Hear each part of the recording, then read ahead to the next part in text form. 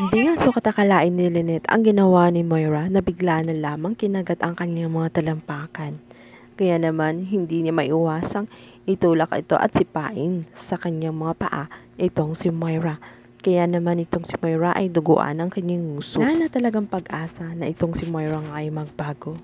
May paiyak-iyak pa siyang nalalaman, yun pala ay dahil naapakan ng kanyang pride. Hindi na natiis at nasikmura pa.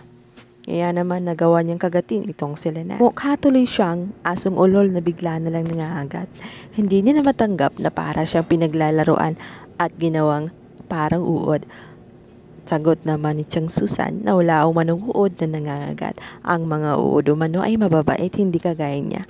At sinabi pa ni Lynette na huwag na siyang magpabiktim dahil alam niyang napakademonyo talaga niya at hindi talaga bukal sa kanyang kalooban ang paghingi ng sorry sa kanya. Kaya naman ito nga si Doc RJ ay napahiya nga dito kay Moira. Naniniwala siya na talagang mag-sorry si Moira. Subalit hindi talaga mangyayari ang kanyang inaasahan. At sa kabilang banda, may naidudulot na rin namang maganda dito sa kanya.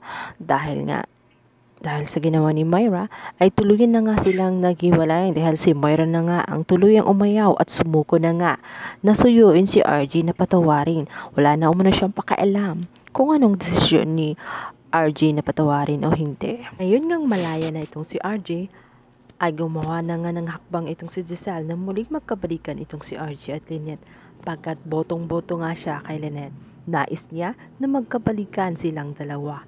Nilalakad na rin ni RJ ang annulment niya kay Moira.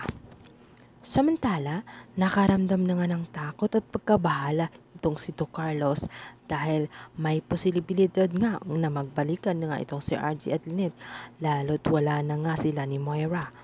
At maaari ngang hindi matutuloy ang kanyang inaasam-asam na kasal dito kay Lynette. Naman bago pa nga mahuli ang lahat ay minamadali na nga ni Doc Carlos ang kasal nila ni Lynette para wala nang kawala nga itong si Lynette at baka nga magbago pa ang isip nito.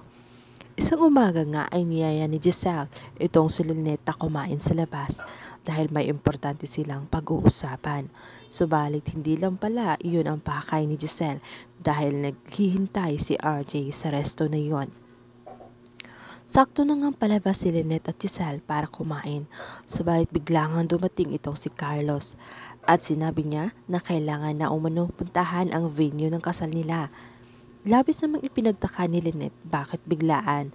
Sa pagkakaalam nga niya ay sa isang araw pa naka-sked ang lakad nilang yun. Subalit, hindi nga pumayag sa Giselle na i-cancel ang lakad nila ni Lynette.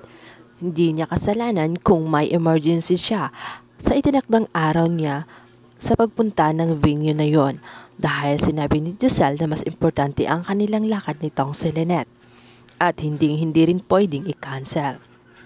Kaya naman nakapag-decide na nga itong si Lynette na unahin na lang muna ang kay Giselle.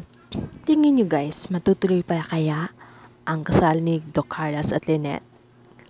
O magkakaroon pa kaya ng pag-asa itong si Doc RJ dito kay Lynette? Abangan na lang natin. Thank you for watching. Please don't forget to like and subscribe.